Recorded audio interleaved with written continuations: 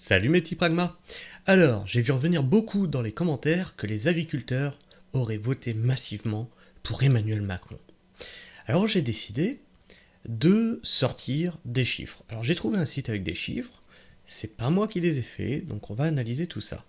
Cela dit, je vous ai aussi trouvé les chiffres du nombre de votants en France. On a donc 48 000 inscrits, 48 millions d'inscrits, 13 millions d'abstentions, et donc 35 millions de votants. Il faut savoir qu'en France, on a 400 000 agriculteurs. Alors, admettons que ces 400 000 agriculteurs votent à 100% tous, comme des ânes, pour Emmanuel Macron.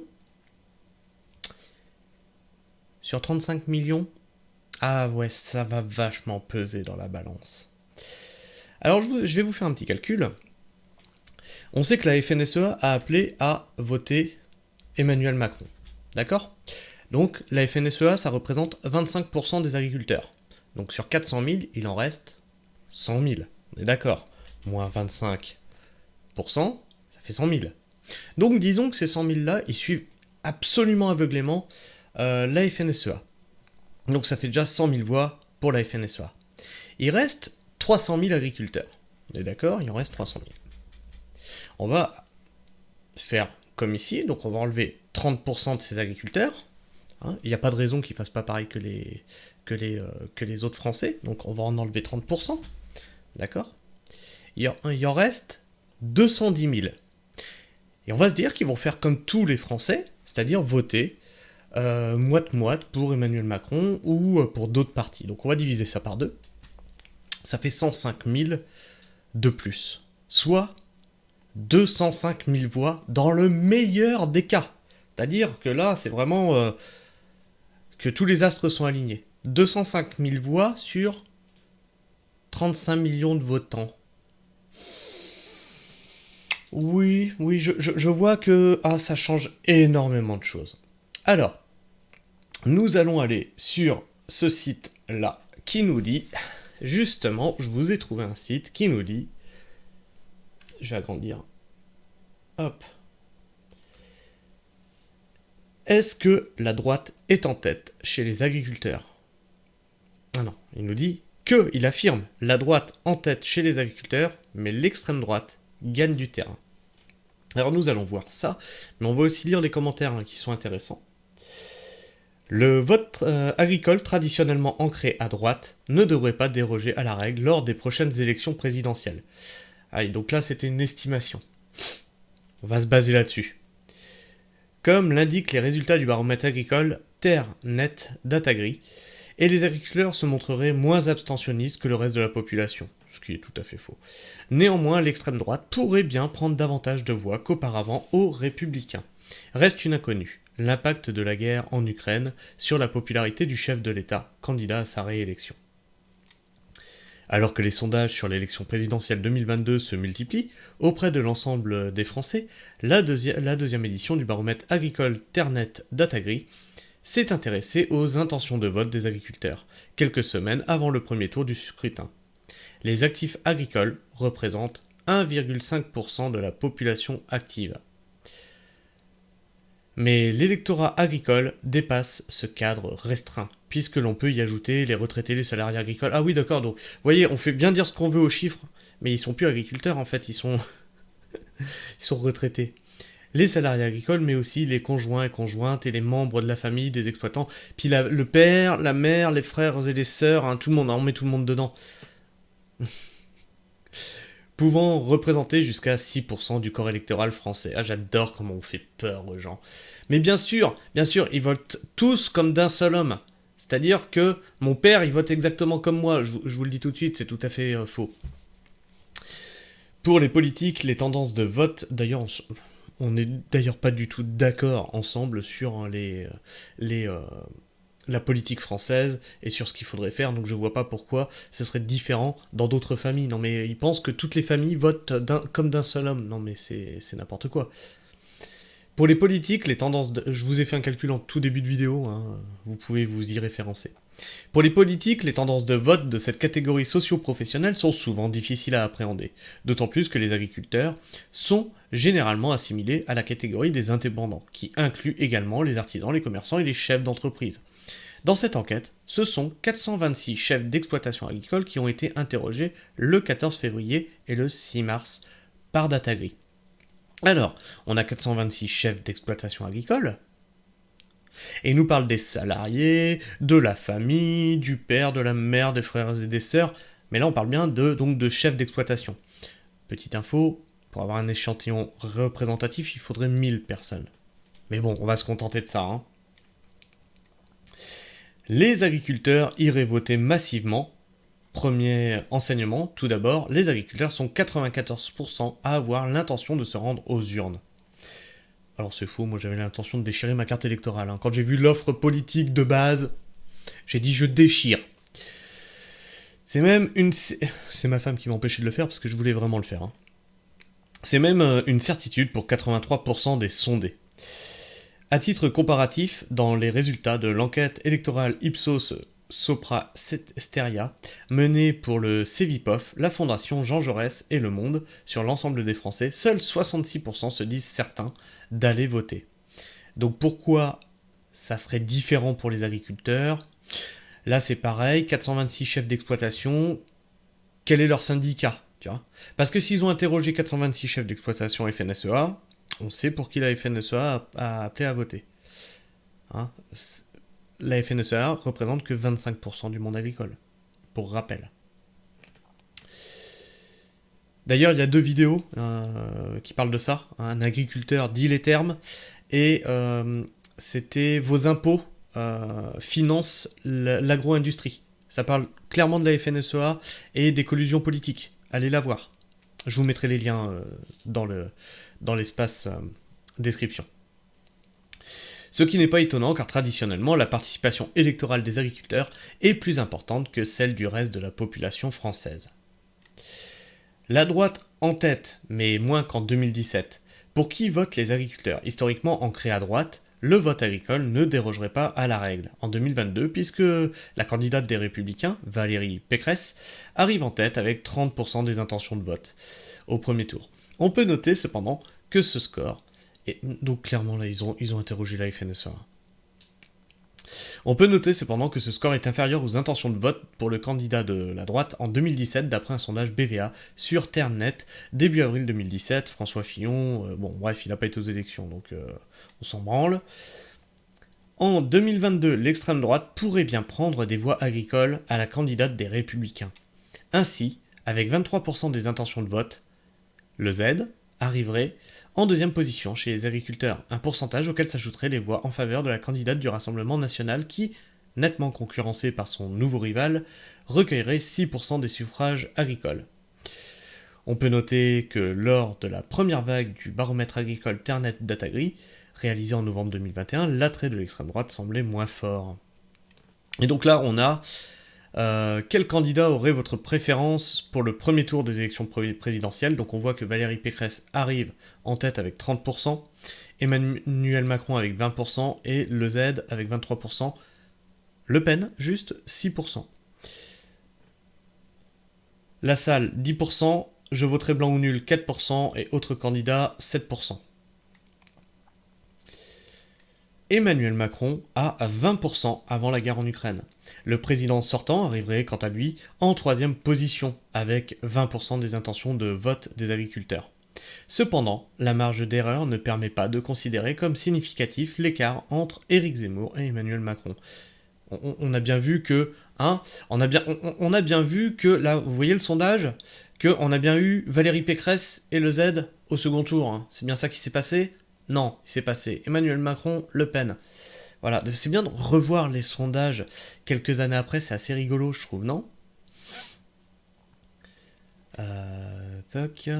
Il faut de plus noter que seuls 59% des répondants se disent sûrs de leur choix.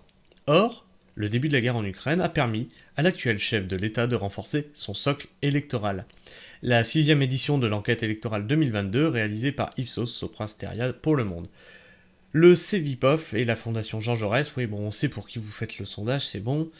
ainsi que 73% des électeurs qu'il avait choisis au premier tour de la présidentielle 2017 ont l'intention de revoter pour lui cette année, soit une progression de 9 points par rapport à début février. Le président de la République a également gagné du soutien dans les autres électorats, passant de 27 à 32% d'intention de vote parmi les électeurs de 2017, de François Fillon.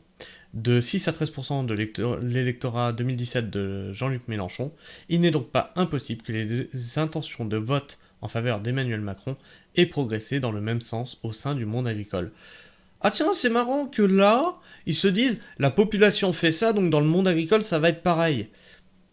Bah oui, c'est exactement le calcul que je vous ai fait en tout début donc de vidéo. J'ai pris ce qui s'est passé, et donc je l'ai mis dans le monde agricole. D'accord ?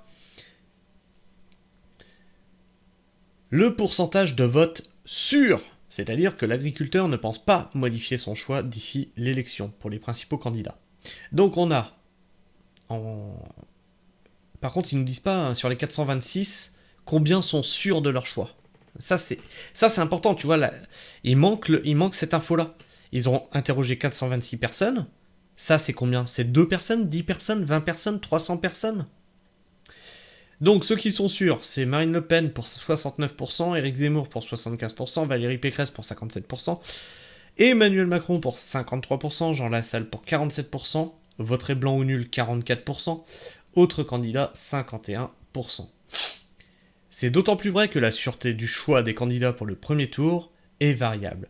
Ce sont les candidats d'extrême droite qui ont le socle le plus solide avec 75% des agriculteurs qui ont l'intention de voter le Z au premier tour. Sûrs de leur choix, comme 69% des agriculteurs électeurs de Marine Le Pen. Vers une nette victoire de Valérie Pécresse au second tour. On a vu, hein. C'est exactement ce qui s'est passé. Hein. Quel que soit le candidat face à elle, Valérie Pécresse l'emporterait au second tour chez les agriculteurs, avec 48% contre 28% face à Emmanuel Macron. J'adore lire les trucs. Ah, des années après, c'est trop drôle en fait. Ah ouais, ils sont bonnes vos stats, y a pas à dire. 62% contre 22% face à Marine Le Pen. Et 57% contre 29% face à Éric Zemmour.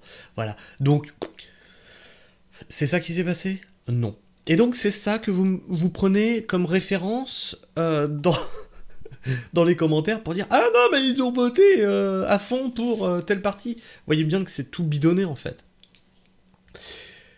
Sans la présence de la candidate des Républicains au second tour, en revanche, Éric Zemmour pourrait l'emporter face à Emmanuel Macron, mais la différence est faible. Bon, c'est pas ça qui s'est passé, donc on s'en fout.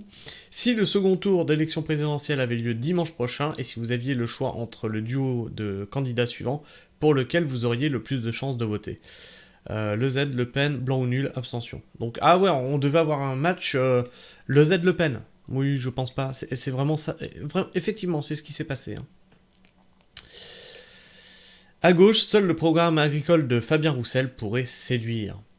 La surreprésentation du vote de droite chez les agriculteurs est traditionnelle. Elle s'explique par plusieurs facteurs sociologiques qui favorisent un vote à droite. Le statut d'indépendant des chefs d'exploitation agricole qui les amène le plus souvent à partager des orientations politiques de la catégorie des indépendants. Oui, c'est tout à fait ça, oui, parce que on est artisan, ou tu sais quoi, on galère en fait, on galère par vos décisions politiques. On en a plein le dos de vos décisions politiques pour rester poli. Je vois pas pourquoi on vous soutiendrait à nous assassiner en fait. Une appartenance religieuse plus forte que la moyenne française. Ah bon ? Ah non, mais les cutéreux, ils vont à la messe. Ils vont à la messe, bien sûr. Hein, c'est les bouseux, ils vont à la messe. J'ai une église à côté de chez moi. Ce que je vois, c'est plutôt un tranche d'âge 70-90 ans, tu vois. C'est marrant, je vois pas de... Parce que les agriculteurs, ils sont un peu plus jeunes, quand même, tu vois. Même s'ils approchent de la retraite. Je les vois pas, c'est bizarre. Je comprends pas. Bon, apparemment, ils sont religieux. Bon, admettons, ils vont à la messe. Juste comme ça, c'est pas parce que tu es baptisé que tu es pratiquant, en fait. Hein. Moi, j'ai pas demandé à être baptisé. Le fait que les agriculteurs soient davantage propriétaires de leur résidence principale que le reste de la population. Voilà, donc d'être propriétaire vous fait voter à droite. Donc si vous êtes propriétaire, dites-moi dans les commentaires que, ben ouais, forcément, comme on est propriétaire, on vote à droite, bien sûr, bien entendu, c'est logique, c'est sans faille. Et enfin, une moyenne d'âge assez élevée. D'après notre baromètre agricole, les candidats de gauche ne récolteraient donc, sans grande surprise, que de très faibles suffrages. 1,5% pour Jean-Luc Mélenchon, France Insoumise, 1,3% pour Yannick Jadot, EELV, 1,3% pour Fabien Roussel, PCF. On peut cependant noter que si l'on se tient uniquement au programme agricole, seul Fabien Roussel pourrait séduire les agriculteurs s'il devait absolument choisir un candidat étiqueté à gauche. Les agriculteurs seraient ainsi 48% à préférer le candidat communiste. Le moins rassembleur serait Yannick Jadot qui obtiendrait 6% des suffrages. Pour en savoir plus sur la relation entre agriculteurs politiques et élections présidentielles, écoutez le 22e épisode de notre podcast Le quart d'heure agricole consacré à cette thématique. On s'en fou. Donc cette deuxième édition du baromètre agricole a été conduite par Datagrid du 14 février au 6 mars 2022, a été diffusée par email auprès d'un panel de 13 000 agriculteurs répartis sur toute la France. 426 réponses ont été collectées et analysées, donc ce n'est pas représentatif. On va voir ce qui se passe donc dans les commentaires.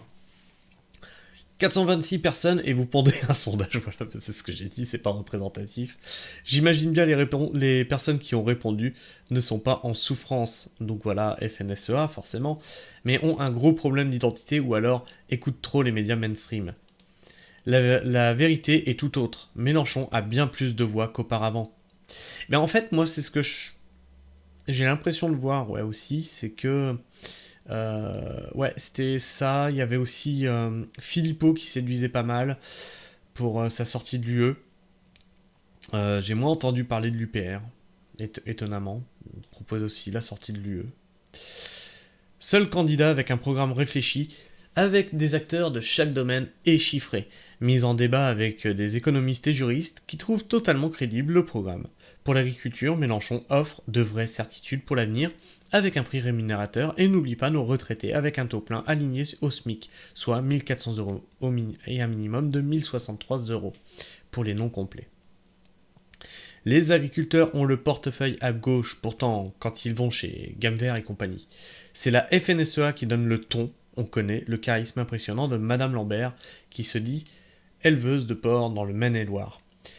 Alors, comme on l'a déjà vu, c'est 25% des agriculteurs qui sont FNSEA. Hein, ne l'oublions pas. Donc non, ils donnent pas le ton, la FNSEA. Le patron de Total Energy jure gravissime les attaques de Yannick Jadot contre son groupe. Ouais, ça n'a rien à voir. Une association au cœur de campagne 2017 de Jean-Luc Mélenchon mise en examen. Oh oui, on s'en fout. Traduction, Pécresse égale FNSEA égale Macron. Oui, alors ça, je pense que c'est... Oui, alors ça colle totalement. Là, il y a collusion. Hein. Allez voir cette vidéo, justement, vos impôts financent l'agro-industrie. Là, on est clairement là-dedans. La droite de Pécresse en tête d'intention de vote chez les agriculteurs, j'y crois pas. Elle qui se fout du monde paysan, loin de notre Jacques Chirac. Ils ont sondé des gros céréaliers, c'est ce que je pense aussi, mais sûrement pas les petits éleveurs qui sont à la peine. Pécresse, c'est un vote de Bourges. C'est un vote de FNSEA. FNSEA, c'est le MEDEF agricole. C'est le syndicat des patrons. Voilà, il n'y a rien d'autre à dire. C'est bizarre, autour de moi, j'entends pas ce sondage. Voilà, même constatation que moi, j'ai pas du tout entendu les mêmes choses que ça. Mais enfin, bref. Dites-moi ce que vous en pensez dans les commentaires. Pensez-vous, vous aussi, que les agriculteurs votent majoritairement à droite ? Pensez-vous que c'est aussi partagé que dans la population ? Pensez-vous que la FNSEA mène la danse et nous lave le cerveau à tous ? Qu'ils soient céréaliers, éleveurs bovins, éleveurs de porcs, qu'ils soient maraîchers, qu'ils soient je ne sais pas quoi, moi, d'autres... bref, dites-moi ce que vous, vignerons, tiens, il lave le cerveau à tout le monde. Est-ce que vous pensez vraiment que la FNSEA a ce pouvoir-là d'influencer même ceux qui ne sont pas affiliés FNSEA, c'est-à-dire 75% des agriculteurs. Allez, partagez-moi votre avis et vos opinions dans les commentaires. N'hésitez pas à liker si vous aimez ce que je fais, ou à disliker si vous aimez pas ce que je fais, ou si ma personne vous débecte. Si vous êtes encore là en fin de vidéo, n'oubliez pas d'appuyer sur le petit bouton abonner, puis juste à côté vous avez la petite cloche, ça vous permettra de rien louper de vidéos qui sortent. Sur ce, moi je vous fais la bise, prenez soin du sol et restez pragmatiques. Ciao!